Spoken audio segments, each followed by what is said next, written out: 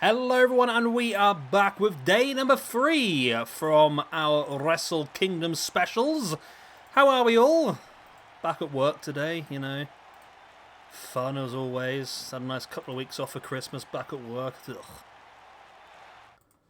And here we go, then we're kicking the night off with a match suggested by Omega Project. It is a 6-man tag. We've got Finn Balor with Luke Gallows and Karl Anderson versus Kenny Omega and the Bucks. So two generations of Bullet Club, really. So it'll be interesting to see which one of these teams do manage to come out on top. I think they could already do with it, to be honest. I mean, let me have a look at the old tag team rankings. Gallows and Anderson had 6 matches last year as a tag team and came out finale on -2. The Young Bucks had 13 matches and came out -3. So both these teams are desperate for a little bit of tag team success. I mean, Finn Balor, in terms of single success, is pretty decent in the rankings on a +6 from last year. Whereas Kenny Omega, on the other hand, had 31 matches and came out balanced on 0 last year. So there's work to be done for everybody, really. Work to be done for everybody. Omega will definitely want to get himself towards the top end of the championship picture. Get himself those opportunities. And Balor will want to look to continue where he is as well. So it's tricky. I mean, it's always tricky, isn't it? Because as we've seen over the last few days, I mean, you get matches against big opponents, and it does sort of ruin your rankings, I suppose, doesn't it? I mean, tonight's main event of Evil versus Shinsuke Nakamura versus Tetsuya Naito as a triple threat elimination.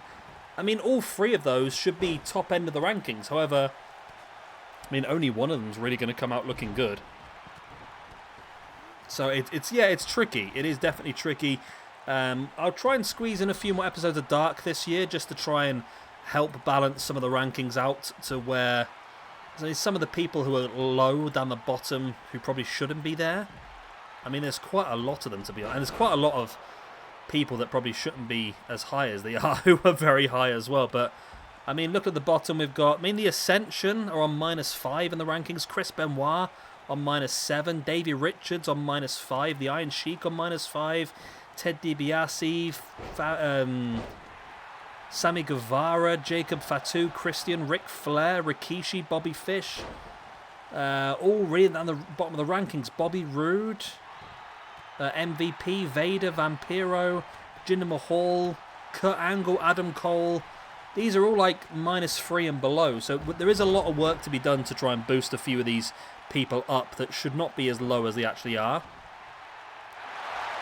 As Finn Balor here looking for the coup de grace. Okay, he changed his mind and broke up the submission there. I thought he was going to go for Omega, but in the end had to go for Matt Jackson to break up that submission. As now Karl Anderson locking Omega into that Boston Crab style submission. And Omega was able to break free with those leg strength. Those leg strength, yep. That was the words I used. Finn now heading up on the top once again. There's even a coup de grace in him. He's lining it up, and this time he does hit Matt Jackson. I mean, the problem is here is that Nick Jackson and Kenny Omega are there to break the pin up straight away. The Elite looking pretty damn strong. Omega now around the back with a German suplex. Keeps the grip, rolls the hip. For the second German, keeps the grip, rolls their hip. Trifecta of German suplexes there by Kenny Omega. Another pin broken up there by Omega. It's a very balanced match at this point in time.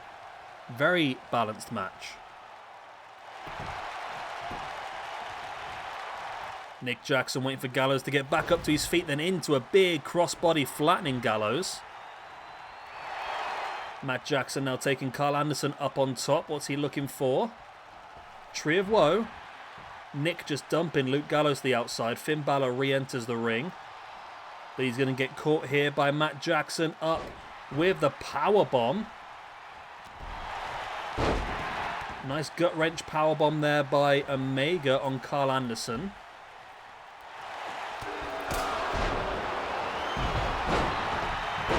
And it's a lot of back and forth here, but Nick Jackson's managed to drop into the pin on Finn Balor. That's only a 2 count, though. Boot in the back. Finn Balor's back up. A chop into Nick Jackson.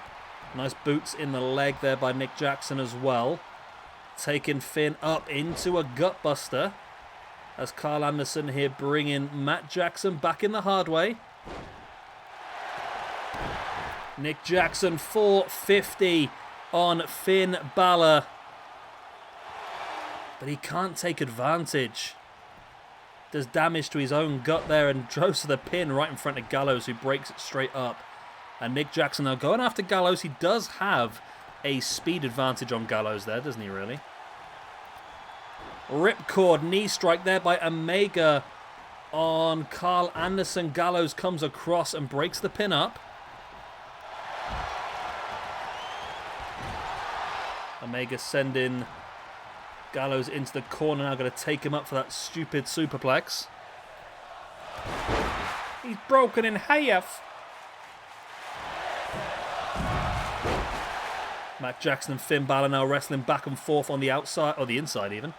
They're literally the only 2 people in the ring, and I still screwed that up. Great. Nick Jackson with a strikes Finn Balor. Strong right hand on Nick, but Nick taking Balor down. Karl Anderson re-enters the ring. It's very back and forth. It really could go either way at this point in time. As Matt Jackson working over the knees of Karl Anderson, actually into a surfboard. Which was broken up there by Gallows. All 6 men re-enter the ring. DDT there by Omega on Gallows, who now rolls to the outside. Omega dumping Balor to the outside, and there's a super kick straight to the face of Karl Anderson, who now gets booted out of the hold. Anderson now in control then of Matt Jackson inside the ring. And Karl Anderson lining up. Matt Jackson here in with the Ace Crusher. There's the pin. That could be enough for the win. No, he's too slow. His teammates are too slow anyway. The referee got there pretty quick. But Omega and Nick Jackson were there straight away to break that one up. But Matt Jackson is really busted open from that. As Omega now takes Gallows up on the shoulder. In with that captured German. And that could be enough to pin. No, Gallows is straight back up. Gallows really no-sold that. Omega dumping Gallows to the outside. Omega now looking for the dive. The tope. It wasn't a tope, was it really? A tope through the top and middle. As Omega now with a one-winged angel on Gallows, but it's on the outside. He can't take advantage and go for the pin there, but he would have taken Gallows out of the match for a moment. As Matt Jackson now looking for the backdrop on Karl Anderson, who fights back with a big clothesline. Finn Balor sending Omega back into the ring. 2-on-1 now inside the ring. Well, it wasn't until Anderson left. Finn Balor now in control of Omega. Looks like he's going to line him up potentially for the shotgun drop kick. And now heading up on top. Looking for the coup de grace, and there's the Boston Crab by Gallows. Super kick by Matt Jackson. Oh my god, this match is insane. Finn Balor fighting back. There's the boot in the gut, looking for the DDT on Matt Jackson, who fights Finn Balor, taking him down. Karl Anderson fighting back on Nick. Big uppercut. Finn flips onto his feet. Okay, Karl Anderson takes down Nick Jackson with the Ace Crusher. Matt Jackson and Omega are down, and it's not the win. I thought it was. I thought that was going to be the win there, but not quite enough. There's the Ace Crusher once again, but Omega and Matt Jackson are back up on their feet now.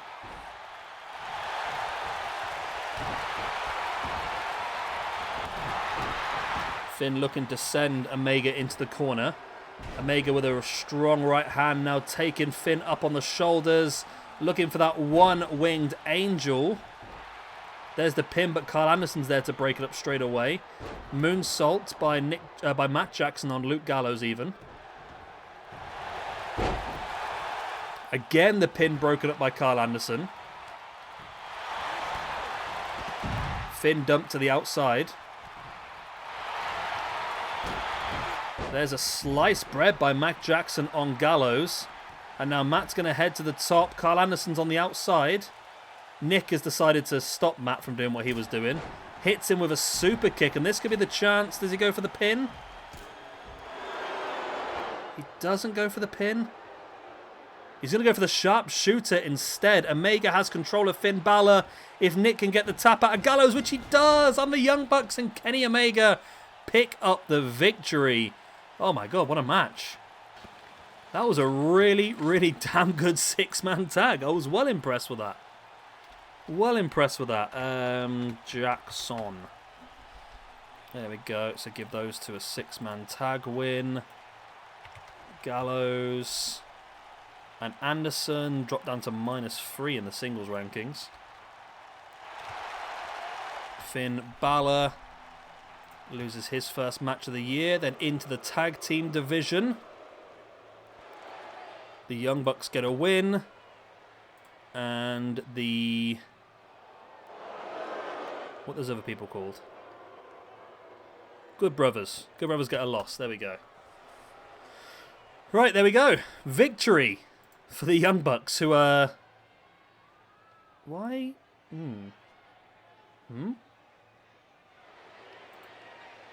That's confusing. Okay, that should be like that then. Yeah, okay. I fixed it. Yeah, there we go then. The Young Bucks, top of the rankings for 2022 in the tag team division. And match number 2 of the evening, we have got a women's triple threat, of course, suggested by Jay. This is an interesting one. These 3 ladies were involved yesterday in a tag team match, and now we have a triple threat. We have got Mayu Iwatani, we have got Momo Watanabe, and we have got Utami Hayashishita. So we've got Mayu Iwatani is in the mainly white attire with some blue and some pink on the far corner. Currently fighting against a lady who is in black and red. The lady in black and red is Utami Hayashishita, and the other lady who is mainly in the white, the gold, and the blue, who's currently grounded, looks a bit like Kota Ibushi's attire actually, is Momo Watanabe. Now, of course, Momo Watanabe and Utami Hayashishita were on the winning side yesterday for Queen's Quest in a tag team match against Mayu Iwatani and Io Shirai, but tonight it's all about singles competition. Let's see which one of these 3 females can take the full advantage of this opportunity tonight. It is an elimination match. So there are 3 points up for grabs, 1 for each elimination and 1 for the winner. So it's a very important match for 3 ladies who didn't really get a lot of opportunity last year.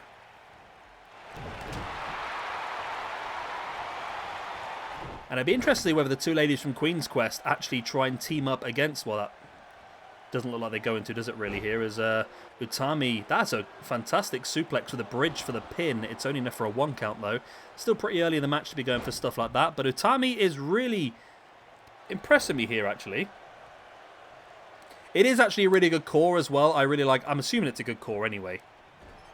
It looks like a good core to me, but for those of you who have watched more Stardom, you've probably got a better way of looking at it. So someone like Jay, for example, since this is the match you suggested as well, you would probably be able to tell us how good these cores are. I don't think the... I think the Mayu Iwatani core, face-wise, is pretty good, but the attire... I just don't like these weird things where they put like just a semicircle on the back, which is basically what she's got there. It's not like a piece of material, it's just a semicircle, really. But the other 2, I think, are probably pretty damn good, core-wise. And I suppose if you look at it, both both Momo Watanabe and Utami Hayashishita will be looking at this thinking, we've both got a point for that tag team victory yesterday.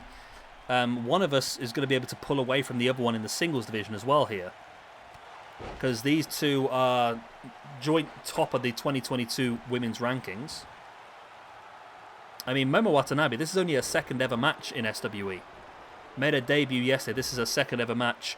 Utami Hayashishita has already had 2 matches, winning one and losing the other. So she's on 0 currently on the rankings overall, +1 for 2022. But the way she's wrestling tonight, I can see her doing incredibly well here, dropping Momo Watanabe down and now stalking. Looks like she's thinking, she was thinking, we saw it yesterday for that Celtic Cross style, Razor's Edge style powerbomb. But Mayu Iwatani, for some reason, I think personally I would have let her do it. It's elimination. Let her damage one of your opponents. But then again, she has looked so good here tonight, it might be worth trying to get her out as early as possible. She does look like she probably would have a strength advantage. Definitely has a size advantage on both her opponents.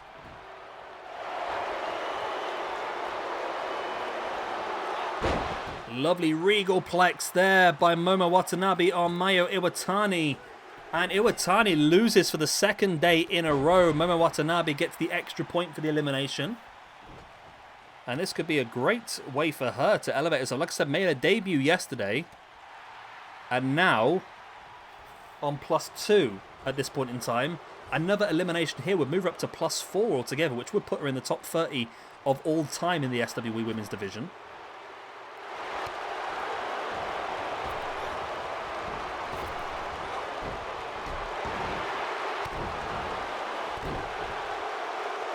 Where's that noise coming from?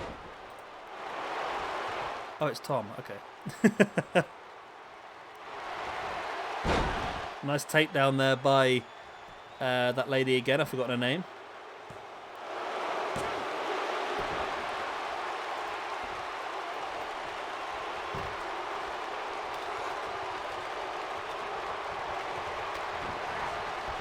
Momo Watanabe now dumping Utami to the outside and going to bring her back in. Dropping the elbows right into the spine. And now a big backbreaker as well.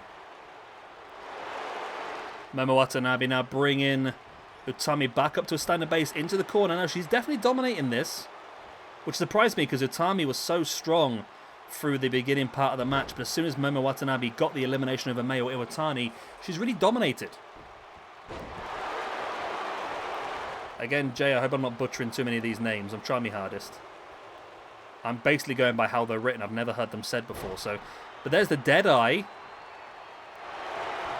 Dropping down and now stalking Utami once again. If Momo can get this, it's going to be a great start to the year for her. She hits a regal plex again for the 1, 2, and oh no, she doesn't get it. Utami kicked out. Utami kicked out. That's over the top cutter.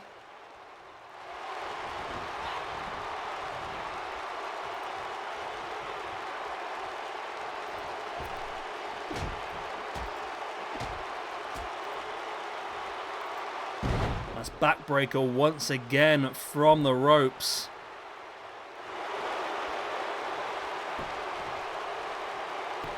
Nice armbar now locked in by Momo Watanabe. Momo drops into the pin for the 1, 2. Only a 2 count.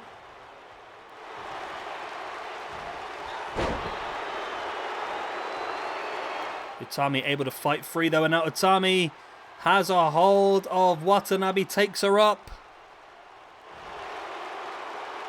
into that Razor's Edge style powerbomb. That could be enough to get the victory here for the 1, the 2. Oh no, it's not. Wow, my God, Jay. These two women in the ring together, I mean, it shows how good they are as a tag team. Yes, they're now going up against each other. An absolutely incredible match. Stiff clotheslines here by Utami Hayashishita. Tornado backbreaker as well. Or tilt-a-whirl backbreaker, should we say.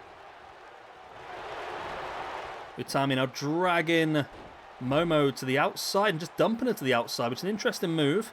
I mean, you can't win the match out here, but you can cause significant damage out here. Is that what she's going for? It's not the wisest move, considering they got a tag team victory yesterday. You probably don't want to damage your tag team partner because there's a chance they might get an opportunity for the Women's Tag Team Championships in the future, especially if they can pick up 1 or 2 more wins. But to damage each other might affect that. I mean, are they planned for any more matches over this? No.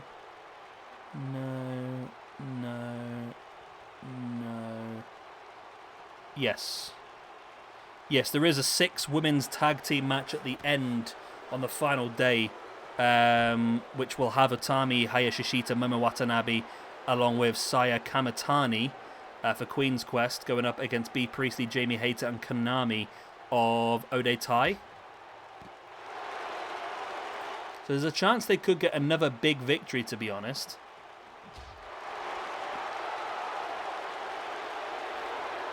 Momo Watanabe now bringing Utami back up to her feet and now on the outside looking for that Regal Plex, but Utami obviously knows her opponent so well, was able to avoid it and send her straight into the ring steps.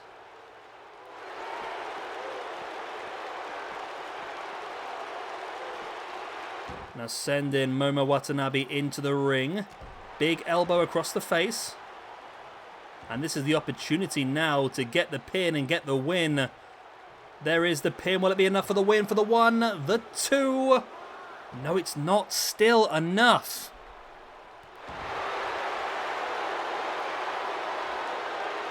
Still more work to be done.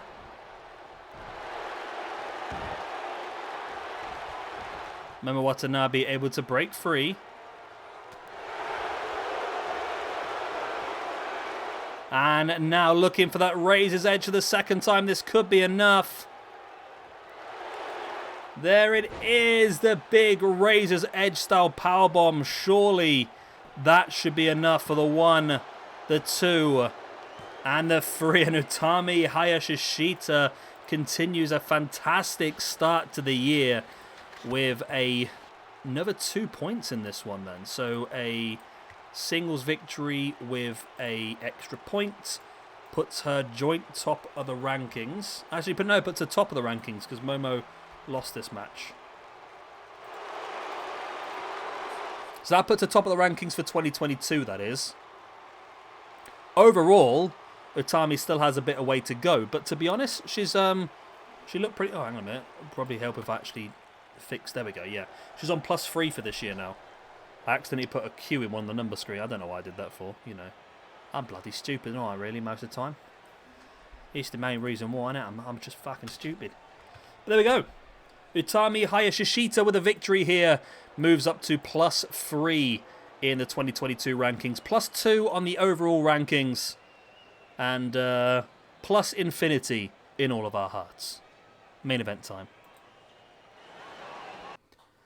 And now it's time then for our main event of the evening, suggested once again by Jay. We have got a triple threat elimination match. Shinsuke Nakamura, Evil, and Tetsuya Naito. All these people have wrestled so far this year, but it's more opportunities to really see what they can do. Let's sort this by overall still for now. Down like that, okay. Okay, our rankings are looking interesting now because of the 2022 and the 2021 ranking points. Of course, if you are behind, by the way, if you do look into the rankings, there may be some spoilers. You should be okay if you're a bit later into the year because it won't be obvious where the points came from because many of these people will wrestle several times. However, I probably would avoid the event winners and champions tabs just in case because there might be, there might be some people on there who... There might be some championship matches coming up that we've already done, should we say. So yeah, interesting is, of course, Evil and Naito have a big history. Of course, both members of the LIJ stable. Evil left that to join Bullet Club, which is a big one.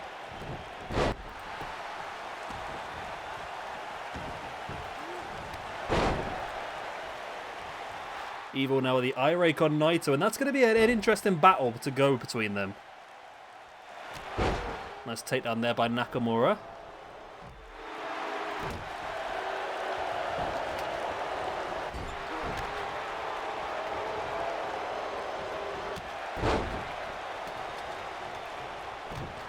just changing some of the rankings. I just realised I made a spelling error.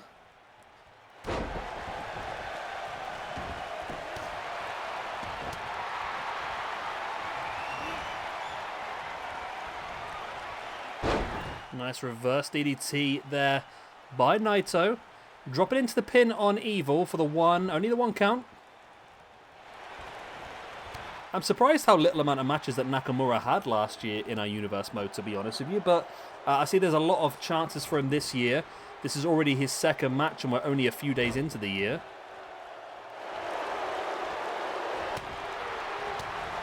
Evil with the strikes on Naito. Now going to take him in with a snap suplex.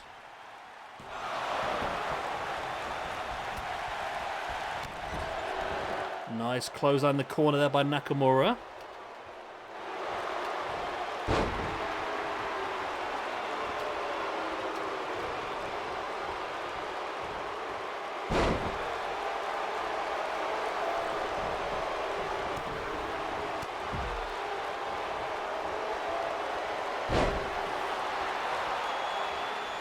Naito now in with a pin on Nakamura. This could be our first elimination of the match. It's not. It's only a 2 count.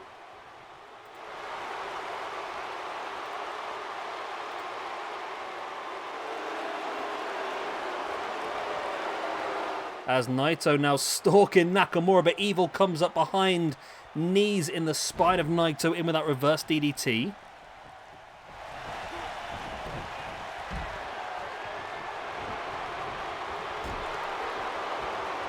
Evil now stalking Nakamura, but Nakamura fights him back, spins him round. Nice running knee in the corner once again by Nakamura, who now drops the boots on Evil. He's a very evil man. And there's the Kinshasa by Nakamura on Evil. There's the pin for the 2 and the 3, and Nakamura gets the elimination. And Shinsuke Nakamura with a point. And Evil. There he is, eliminated from the match. Same with Evil. He had 2 matches last year and he's already at 2 matches this year. We're only a short period into the year. There's a nice backdrop with the arm hook there by Naito on Nakamura.